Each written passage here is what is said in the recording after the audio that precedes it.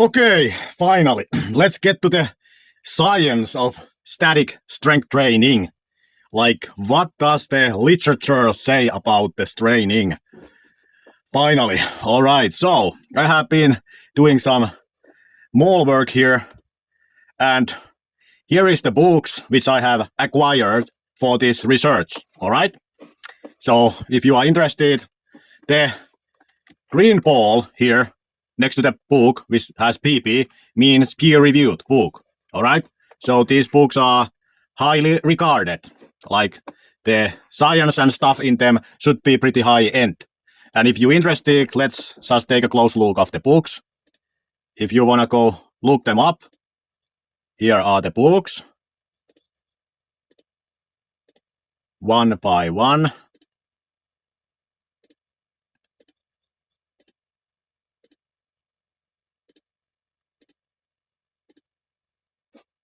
Okay, so all of these books I acquired in PDF format, and I did electrical search on these books for these keywords.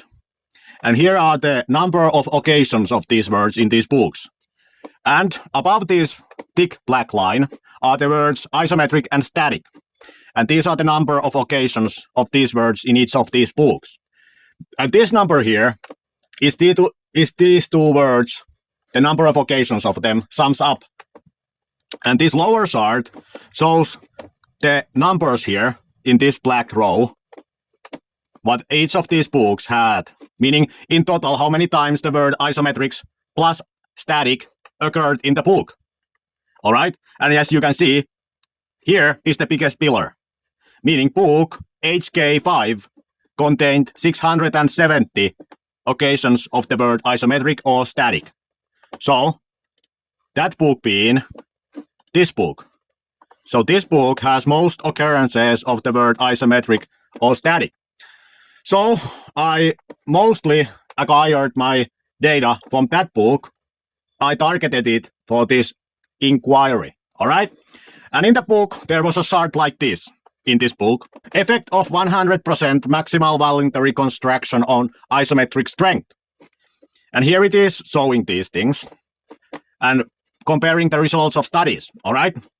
And here, this is the interesting row here. This row is the interesting row, all right? These numbers. Because they show increased percentage per day resulted from the isometric training done in the study.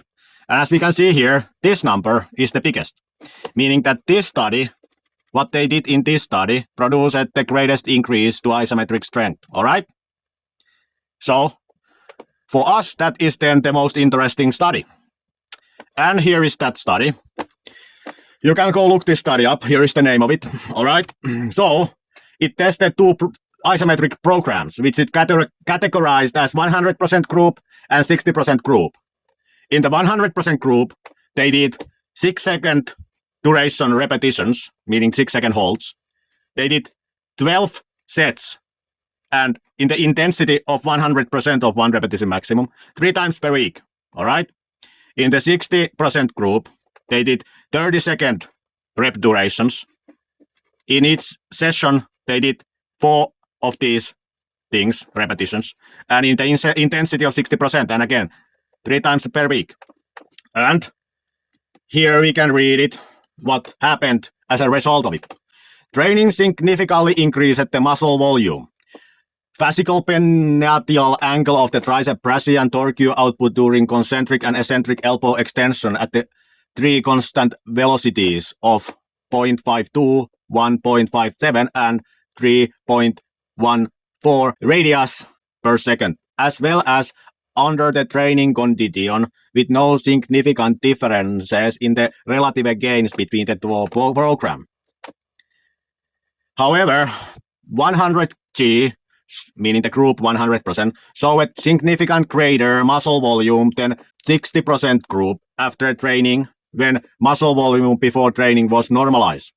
Thus, only the 60% group significantly increased the ratio of torque to muscle volume developed in the eccentric action at the 3 velocities and concentric action at 1.57 radians per second.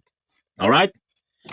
So what that means is, if we look at this, here is the muscle volume. The blue pillar is muscle volume, and this color is the torque, meaning that training at 100% resulted, according to this study, in more muscle volume, but to the same increase in torque, meaning that both produce the same strength increase, but the higher intensity produced more muscle hypertrophy, meaning muscle volume.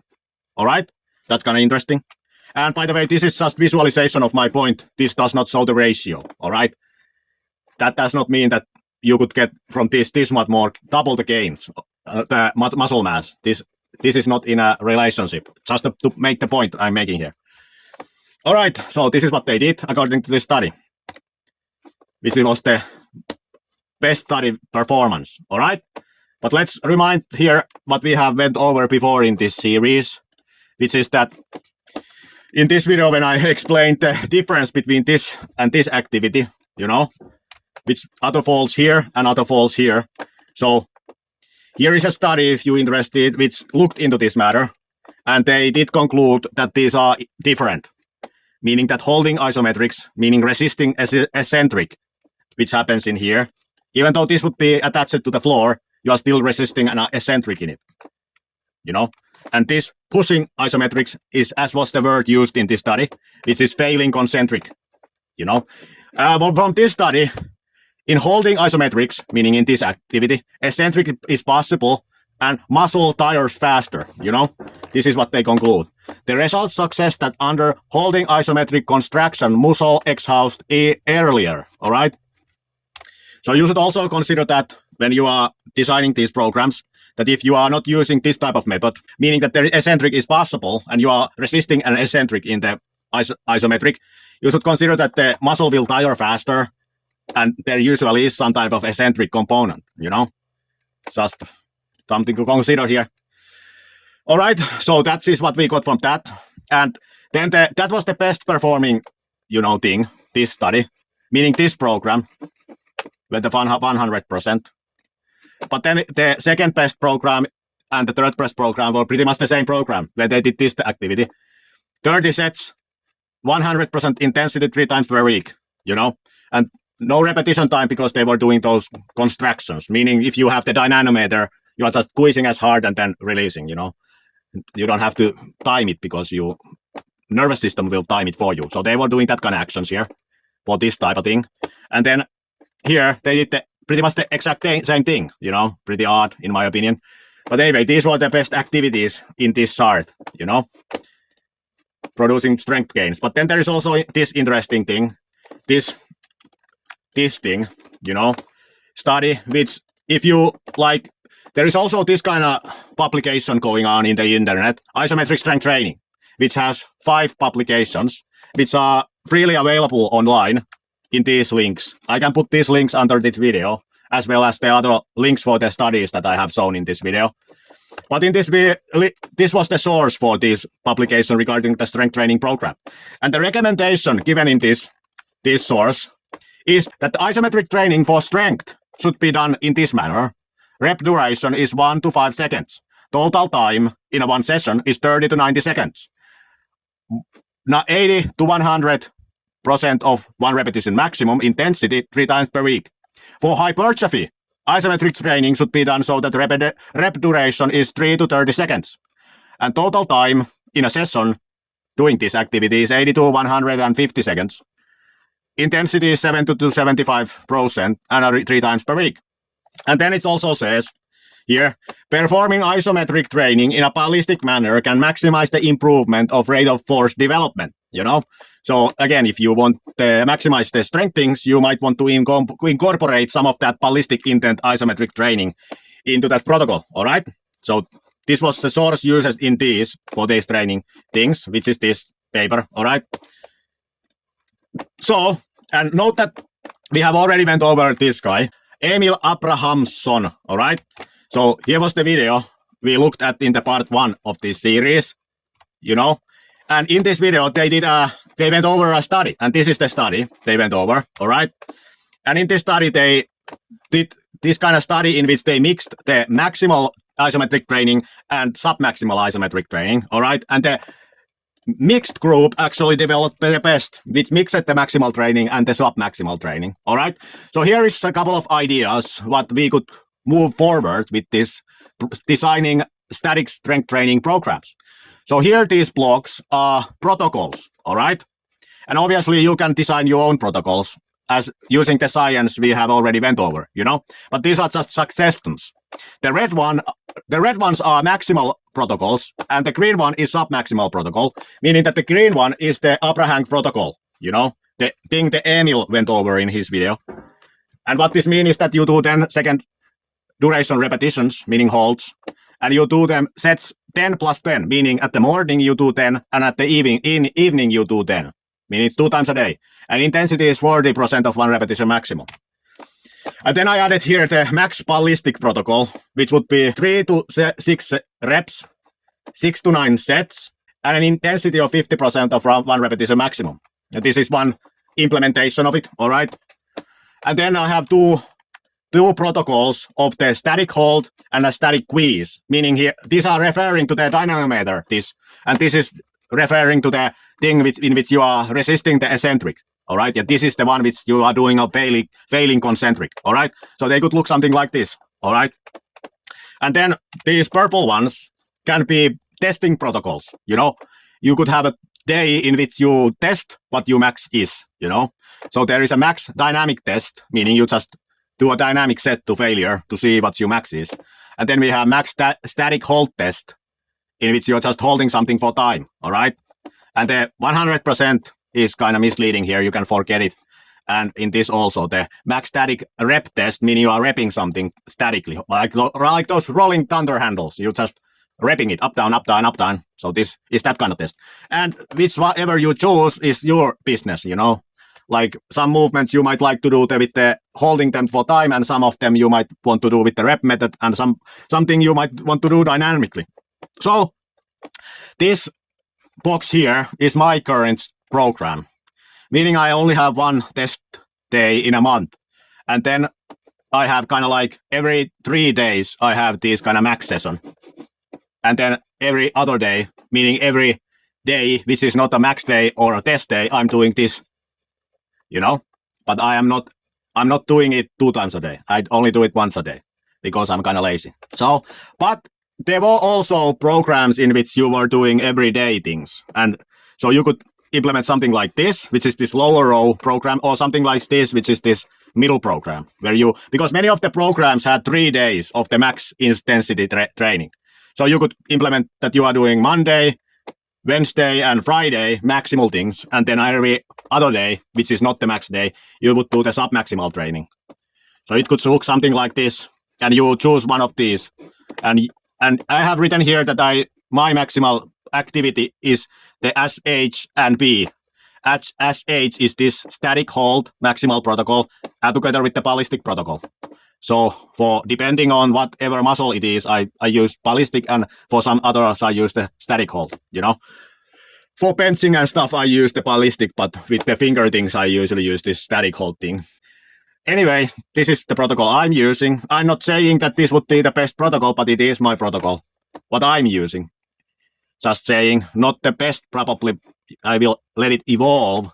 And I have not ever tested this max static squeeze protocol, So cannot say does it work better than this, but I just like to hold weights, so that's why I use the weights.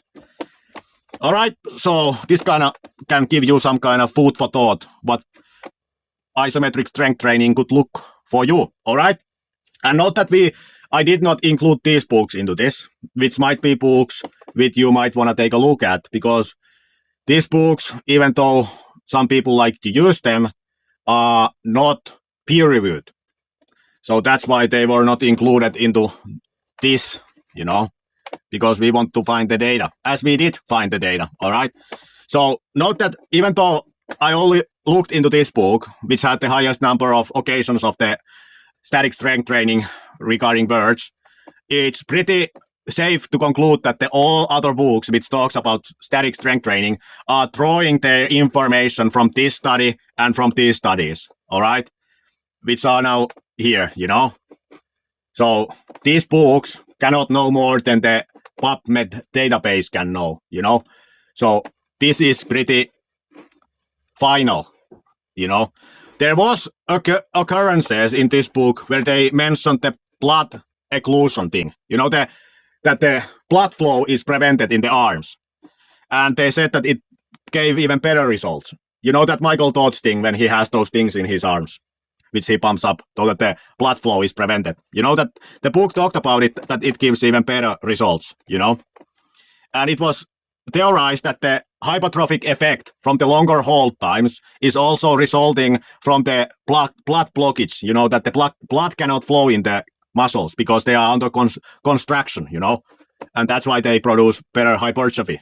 So there seems to be some kind of odd relationship in the muscles that it actually, the not having oxygen results in a better hypertrophy, you know, even in isometric training. So that's something also to consider. So this is the science at the moment in my fingertips, as far as I know, regarding isometric strength training. And then you might think that, but why does Devon Larratt train his method so that he trains every day with 90% and he does 17 sets, you know? Why does he do that? Well, because if you kind of reason, for example, from this program, like there were some studies where this kind of program happened in more like this type of thing. Like if you do this program so that you are just picking something up and putting it down very fast, like Devon Larratt does, note that this program is pretty spot on, that what Devon is doing. But Devon is just doing this every day, you know. She's just doing this every day. But note that most of the studies were done so that it was done 3 times per week, you know. So if you have found that the Devon Larratt training doesn't work for you, note that the studies were actually done so that it was done 3 times per week and not every day. Meaning that if somebody is taking PEDs, like maybe Devon is doing, not saying anything, but just saying, then maybe they can do this every day, you know. But note that the even lower percentages here in this thing produced the same strength gains, you know. So there is a little bit conflicting information from this and from this. But I found this to be higher quality since it is a review. This was kind of like a thing where they looked many studies and made a general conclusion from all the data, all right?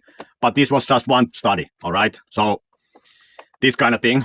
But also here in this book, they talked about the history of this static strength training. And there was some early data which said that 66% of 1 repetition maximums, when you do a hold which is 6 seconds long, once per day, resulted in the greatest strength gains.